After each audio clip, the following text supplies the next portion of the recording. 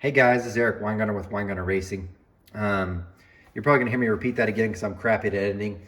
But this video, I just finished it and it's long. So I'm just gonna go ahead and warn you. If you don't think you can make it through, feel free. I thought I was gonna cover more information in it, but it was going so long that I probably couldn't get them all. So my best thing I could tell you is leave comments and then I'll try to answer probably in a different video. This is about this Cadillac head, but really about the port development and how I did it. Why I did the things that I did, and it's different stuff. I promise if you watch it, you'll learn things you didn't probably know before. And if you did, congratulations. Thanks for making it through my video anyway. I appreciate that. But anyway, it's just kind of give you an idea. But I thought I'd start off by saying this is going to be a longer video, and if you want to stick through it, you can. So I try to cover as much as I can. So anyway, here's the video. Hey guys, this is Eric Weingartner with Weingartner Racing. Today's video is about how I design or port a head from something I am not used to doing and showing you my progression or lack thereof. So remember, these are my opinions. You're more welcome to have your own, but I'm just telling you how I came up with and why I do what I do whenever I'm trying to figure out what to do on a head. So in other words, what a brand new thing I haven't tried before, what do you do? Because this one would be it for me. Yeah, this is a Cadillac big block head, and I've never been asked to port one before. I've never seen a stock casting before, and then a guy contacted me and said, hey, could you develop a couple of ports for us and see what you can come up with? And I thought he was just kind of wanting a CNC program, which I don't have a CNC machine, but at least I could do a master and then he could have it digitized or I could send it off to have it digitized and then he could take the castings and have them CNC ported. So that's what we're trying to do. But anyway, that kind of gives you some of the background. I have never even knew that they made a Cadillac aftermarket head until he had contacted me. Like I said, I hadn't seen a stock one either. So he said, I'm gonna send you this head. And he sends me this head, and he's been making these for a while, and I haven't seen the stock one, but this has got to be, I know stock wasn't this way, so this thing's got to be a huge improvement over stock, but we'll talk about what I saw and what areas I thought could be improved and how everything worked out, and I'll give you flow numbers and everything else. Now, we'll start off with, this one's actually stock in a way. So he sent me them like this. The valve job hasn't been cut, so this is how it looked. And this is how their chambers are, which I thought, man, that's really rough. I almost wish I didn't have a CNC cut already one. Evidently, he'd worked out some stuff, and this is how it had. Someone else had come up with it. Now, the port design itself, I have to say, is pretty good. So let's go to this one. The orange is because I think this is one of those cores that they just use, and he didn't care if I break it, tear it up, whatever. It's really not important to him. This is just one they use for development. Do what you want, he said, whatever, with it. So if it breaks through and you hit water, whatever. So what I did was, he said he'd run them with a 225 intake valve and a 1-800 exhaust valve. So all I did is I put in one of my valve jobs, definitely not the most aggressive one, and not the least aggressive one either, probably middle of the road. Put the valve job in and blended it, and then I flowed it, so I'd have the initial numbers. And it flowed 370 at peak, with like, I'm looking real quick, 357 at 7. So there's your number there. And not bad, but remember, the Cadillacs are 500 and up cubic inches. I don't think he turns a lot of RPMs. But as I'm looking at the head, I'm thinking about how I can try to improve it. So the first one I did was this one. And I'll tell you what I've done with it. This one was, I wanted to see what I could do within the limitations of his casting without, in other words, if I just poured it, you could copy this. This will fit in your already existing head, and you can just do this and it'll make more power. So what I did was I went up an intake valve size because, I'm just going to give you as much information as I can. You try to put the biggest intake valve you could fit into any head. That's how I look at it. George Bryce, I listened to one of his tech talks, and man, that guy's spot on. Of course, he's been doing it for a while, but he said, no one ever regrets putting too large of an intake valve in, and that's truth, unless the head's screwed up. But anyway, so you try to put in as big an intake valve as you can. And I don't know if this is the stock placement for where the valves are from Cadillac, because I have never seen. But I do know that this intake valve has quite a bit of distance between the exhaust valve, and my cutter will leave so much here. Well, it was just tagging the corner right here, and you can kind of see the scribe line for where the bore is. So I knew it was like, maybe I'd rather it be moved over this way, but I can't. This is where they are. It's what it is. So one of the things I look for is how much room do I have here, so it's going to be shrouded. Well, it's about as close as it could be, but we'll find out. We'll go to a bigger valve later. So that's one thing. So biggest intake valve I can. But the other thing is, remember, these are feeding 500 cubic inches and up. You really need a bigger intake valve. So from a 225, that's great for like a big block stuff, but it's only going to feed a certain amount of size of the engine. On the other stuff, like bigger engines, you definitely want, you know, a bigger intake valve, and all their Cadillac engines are pretty big, so you should have a bigger intake valve. The limitation though was this: his seat ring's only a 2/300 diameter, so the valve job is literally sitting on the very end of this seat. So this is the largest intake valve you could go that fits that seat that he had in there. Now I don't know, because I haven't sliced up the head to see if there's enough aluminum on each side to see if it could fit a bigger seat ring. So from that point, I just did my normal stuff. So made the bowl what I thought would be correct, and I'll tell you in the other one, but not this one. Made the bowl what I thought would be correct, sized my throats appropriately. I stayed with in the limits of his gasket that he had, because he already has gaskets that fit this head. Kind of see. So this way this intake manifold would fit. Everything else works perfectly for that. And poured it within that, and you kind of get an idea. So I sized the push rod bigger without breaking through, because I didn't want to break through.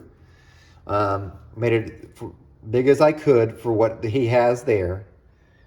Lowered the short side in a way, not much, because there's really, I should have pointed this out, this is an 11-degree head. So you really don't want to shrink the short sides. On like a 23-degree deal, you can. But on this, you really want them larger, move them up further. So in other words, because it's got to make more of a turn. So you think of like this would be like 11, but 23, you're almost like this. So your short side can be shrunk down. You really can't with a lesser degree head. So anyway, shaped it a little bit, quite a bit actually. And then what it did is it went from flowing 370 at peak to 413 at peak, and at 700 it went to 388. So it's picked up quite a bit from where it was stock. Now there's some things I didn't like about it. One being the chamber. I really don't like this chamber, because porting can remove material. That's what we can do, but it's not easy to put material back in. And what I mean by this is, you could tell on the exhaust side how much is gone with this. Well, the same things kind of happen with the intake side. And being that's 11-degree head, really I thought, and I can't do anything about it, but because I was wanting to see when the angles would start coming in. This is only a 45-degree seat, every one of them are. And the reason why is because my top cut's a 37.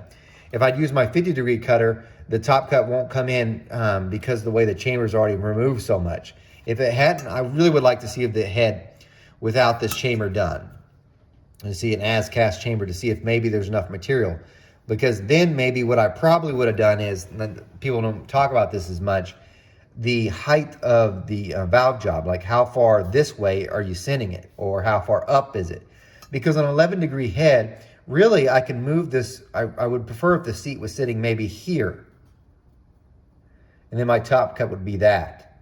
This is so far down. And I don't know if the reason why he did that was, because I've never seen a Cadillac stuff, if he's doing this because it gets more piston to valve clearance. Because by moving your valve down, you get more, of course, piston to valve clearance, but it also opens up the chamber, so maybe he's doing it for compression ratio.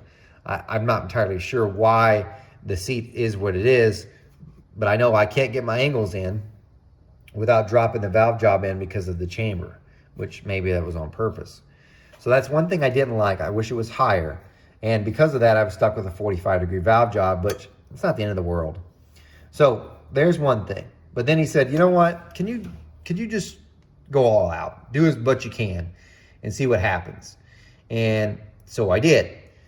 And I'm going to show you what I've done. I'm going to tell you all the details on this one. This is the next version. And I'm going to tell you the peak flow numbers are actually down from this one. And that's only the peak. Everything else is higher. And we'll talk about why that might be and what happened. So on this one, I said, you know, this is not a head that's going to be used. I'm going to put epoxy in. We'll see what happens. So one, I cut it out to a 2350 valve, 45-degree seat for the same reason I just mentioned. So I went to a bigger intake valve. It still has plenty of room in between the two valves. Really, I could put a 2400, but try a 2350. Still 1800 exhaust valve. I haven't ported the exhaust. But you see how it's notched out here? I filled this in with not modeling clay, but some epoxy and worked it a little bit. It's not great. I probably could use more time at that. Honestly, if I tried doing that with this actually came in pretty good, by the way, because as I move the valve job out, it slopes more that way. The problem is its chamber's probably getting larger. Another thing I don't like, and he said he's resolved this in his new castings, you can see the spark plug threads throwing. He would have been better off if he didn't machine the hole for the spark plug so far and brought it to where it stops here. Your electrode and everything would be out, but it wouldn't be blocking the flow path. Anyway, 2350 valve, which is, because of that, remember the seat's only 2300. Half of the actual seat itself is on the metal seat and half's on the aluminum. You would never run a head this way, ever. But just doing it for development use, so it does its job. So 2350 valve, and it's still got the 37-degree top cut. Now it's more aggressive. It's my most aggressive 45 one. But the 37-degree top cut, and you can't see this in the video, and I'm sorry for that. The top cut literally is coming straight off this way. So the chamber has no scallop in it, and that may not have been a great idea, but I wanted to have it come straight off, which usually on this side you almost always do. But usually sometimes on these you'll have like a little dish in and then out. And what you're trying to do is get the air to come down the cylinder. This just brings it out, which I didn't want to go further because I haven't CC'd the chamber. I don't think it's going to be end up pretty big anyway, but it definitely needs a little bit here. But I want to try this first before I did that because it's not easy to put it back in. So I'm going to see what this does, and that's what I've done. Now, the bowl, I made the bowl 2400 in diameter. And then as you can tell here, I added epoxy to make the wing a little bit, and it looks kind of rough. But this is the way that it was shaped before, stock, shaped before, to this. So when I wanted to bring it in more, it looks rough, but I swear it's not. Bring it this way more, and at the same angle that it's coming, which looks, you would figure out to have it here. But the way the port is, it's literally the air's coming in towards the chamber anyway. So we're trying to get it to move that way towards the exhaust. Remember, the overlap flow, it's going to pull from there anyway first. So there, it's one thing. And I'm going to pause it for just a second so I can flip it up and show the other. By the way, this is probably the more technical video. Okay, I moved the orientation so you can get a better idea what I'm talking about. But if I look at this, this was the way, this is stock, this is me porting it. This fits within the gasket it had, like I'd said.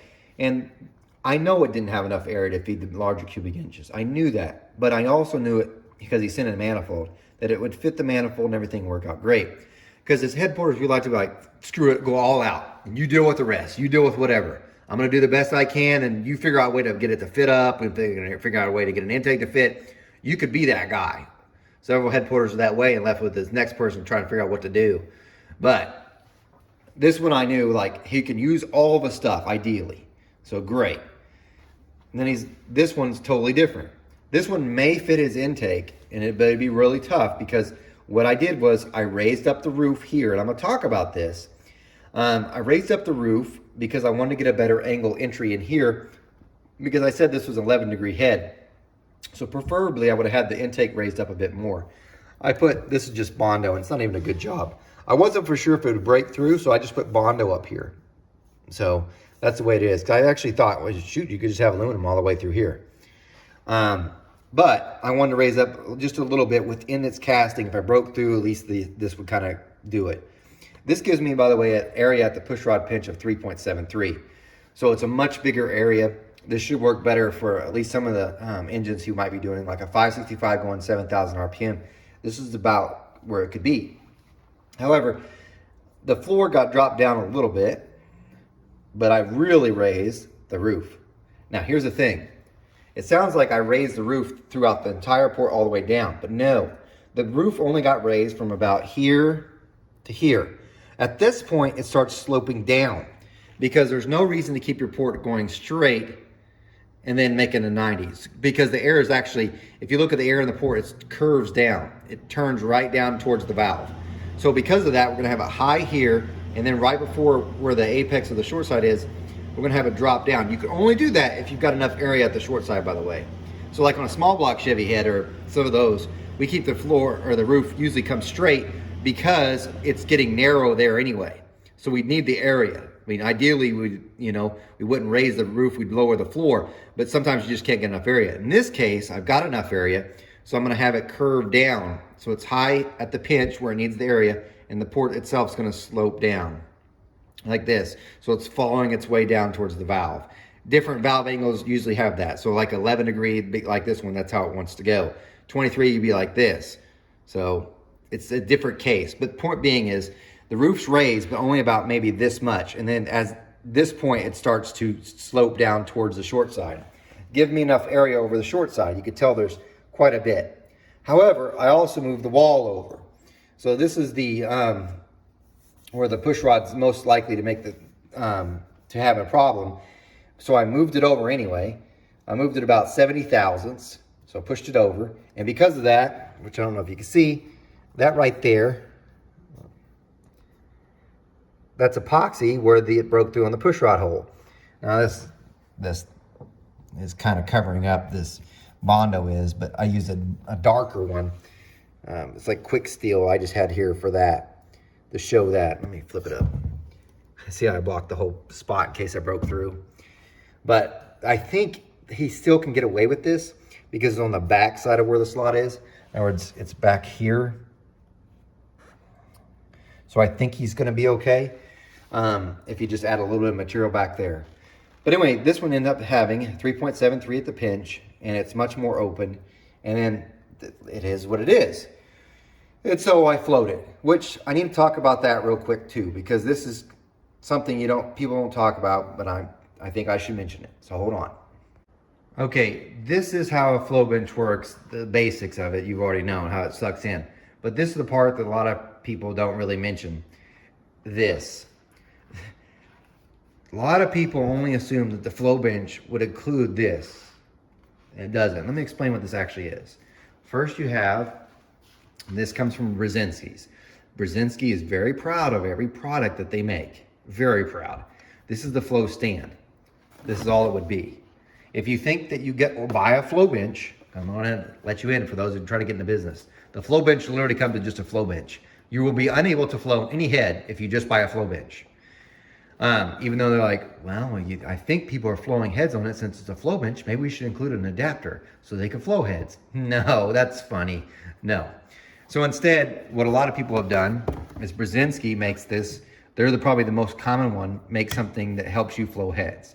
You have a flow stand, which just what I said, and then it takes two more pieces to make it work. You have a cylinder, and each one of these are sized.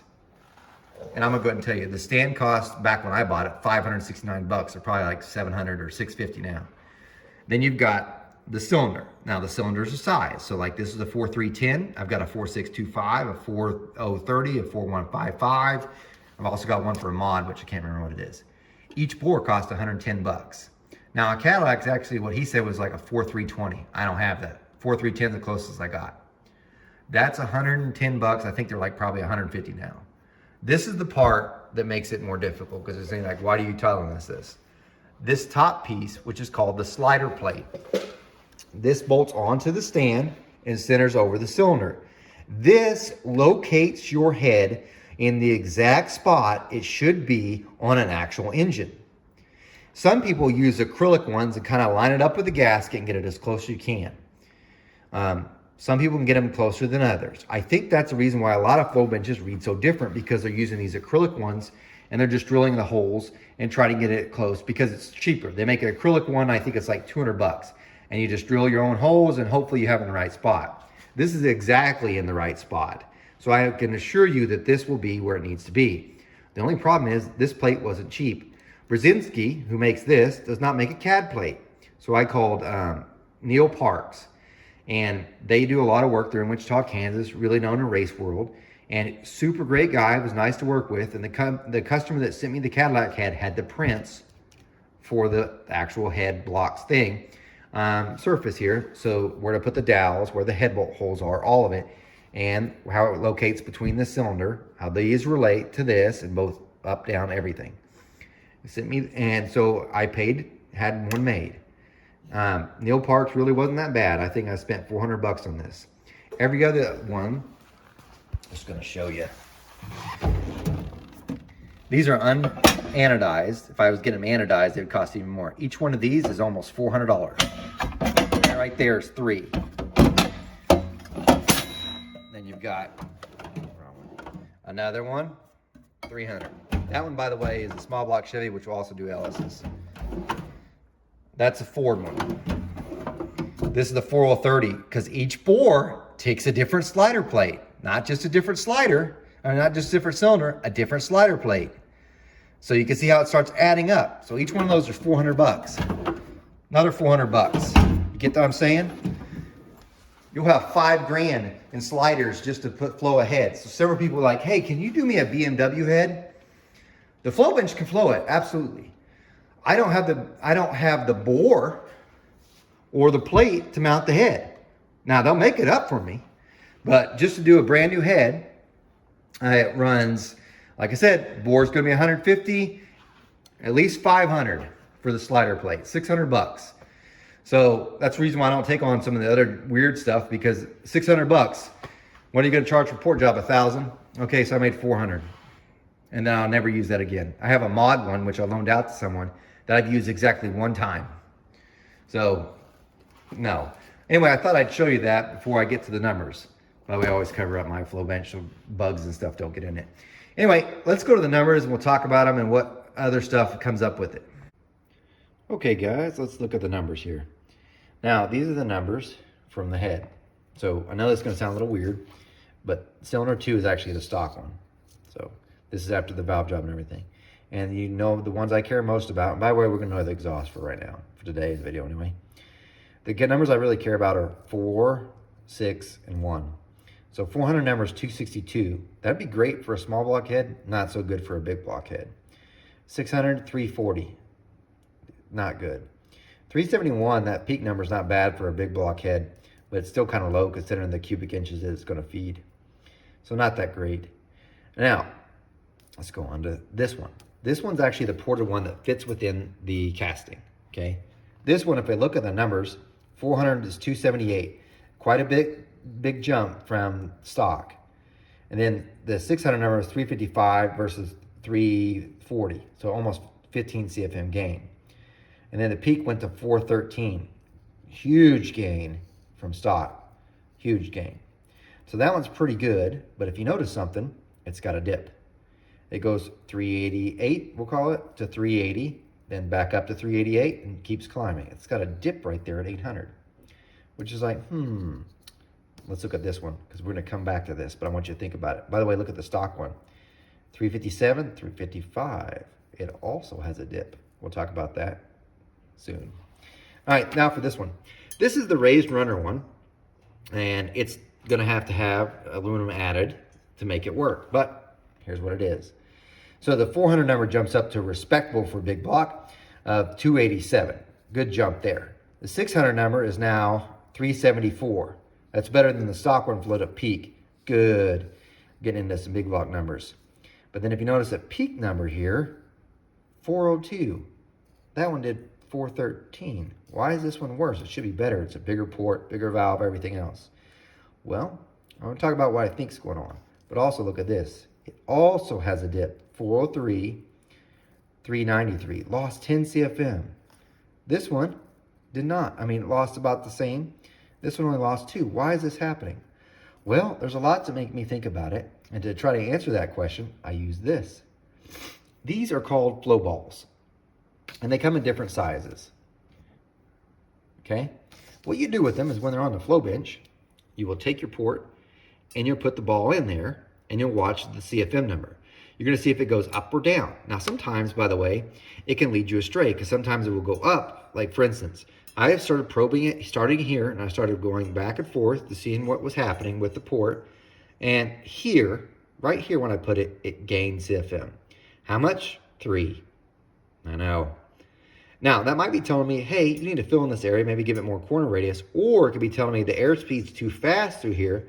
And by me putting the ball here, I've slowed it down, and now it could work. So it could be telling me to open that up there. That's something to think about. Now, that's everywhere else I put it, it would lose flow everywhere, but not by much, 2 or 3 CFM. So it made me tell me that the port's looking pretty good, that there's not much wrong. But I want to confirm with one other thing. Because even though I have a pitot tube, you would think that'd be my next tool to go to. The pitot is just going to tell me the air speeds. If you've got the areas right here where it should be, the pitot tube can tell you if it's going too fast, but this does a much quicker job of telling me. So I use something else that will give away right away what's going on. They're called flags. They're not technically a flag, by the way. This is what it is. Like, that one's dirty. Yes. Let's get a cleaner one. This one. All it is a piece of string. Let me see what the camera can focus. It's attached to the thing, and I put it in here. Now, as you're flowing ahead, what happens is the string's going to go where the airflow is. So what I did was, with this one, I put it right where the short side is. If it's separating from the short side, what you'll see is it literally go like that. It will look this way. It will jump the short side. Your flag will no longer be following the contour. What you want to see is when you put it here, the actual string will start conforming to the short side. Then that means you don't have separation. The air is following the curve and you're good to go.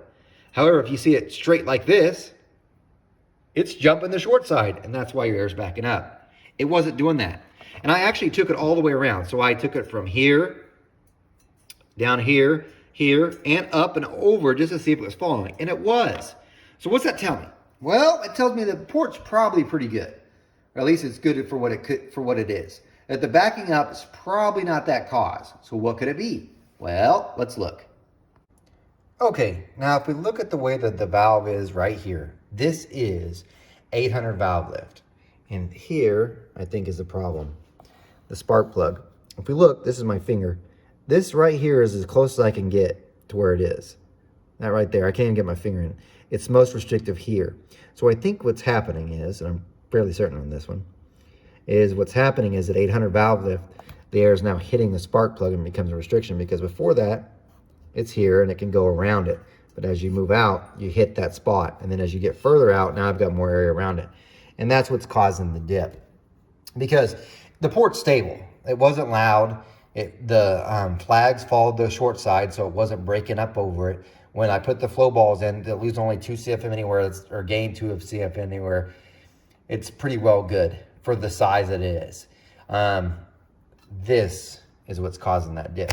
And it's probably also hurting the peak flow. Because if I look at that, I really would have thought this one would be better. But I think this is now, because more air is coming through, this is now blocking more. Because if you think about it, if you flow more air is now going to collide with this, and it's going to block more of the flow path. And that's the reason probably for this port not flowing at peak as well as the other one. Because of that, even though it's more out of the way, it's still blocking more of the air that would be coming through. Anyway, hopefully. Hey guys, thanks for watching, and I appreciate you making it through this longer video. I know it was a bit long, but I wanted to give you some insight on what's going on. If you have questions or anything, feel free to leave those in the comments, and I'll do my best to answer them. Just please don't leave ones about it being too long. You have an option to stop a video at any time. You don't have to watch it all the way. Anyway, these are just my opinions. You're welcome to your own. And if you have any questions, maybe I'll end up being another video some other time later. So thanks again for watching. Take care.